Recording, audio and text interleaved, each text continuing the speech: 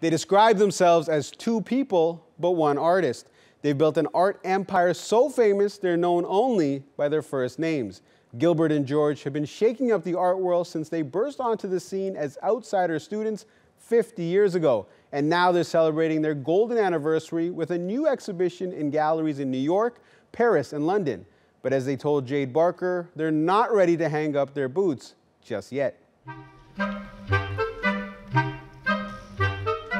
They're quirky, controversial, and constantly defying the norm.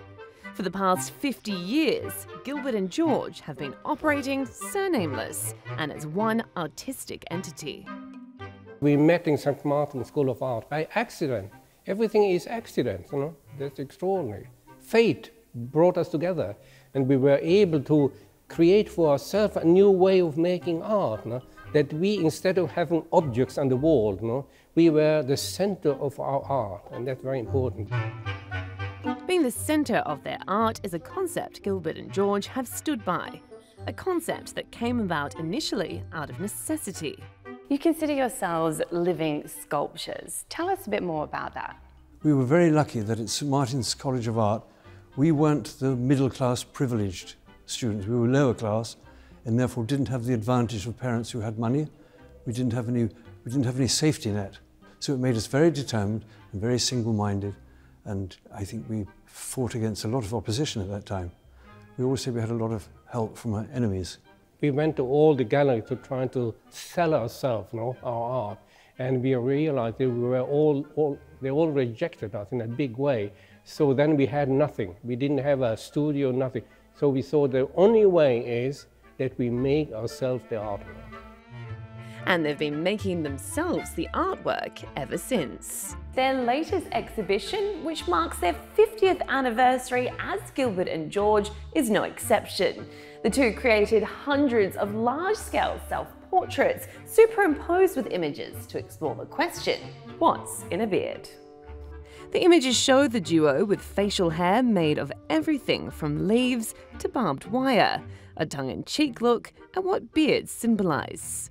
Beards is extraordinary because you must imagine that when I was a teenager, you wouldn't get a job if you had a beard. And of course, in the armed services, you can only have a beard if you're in the Navy, not in the other forces. And the religious significance of beards is extraordinary. In fact, it's all based on religions. The beard, to have a beard, not to have a beard. Some may find some of the imagery and use of religious iconography offensive, but this is hardly the first time the pair has stirred controversy. They have used their own naked body, which ultimately at the time was very new. They used slogans which refer to religion, to culture, to different ethnicities, but I think they were pushed to do it because they were marginalized. But their shock tactics seem to have worked.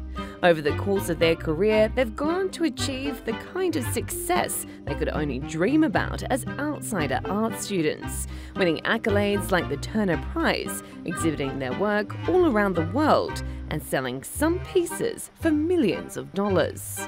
They're gonna be unique. I don't see anybody who has been, first of all, visiting this space in such a big way. Two men, one artist, a living sculpture. The legacy is going to be very edgy for me.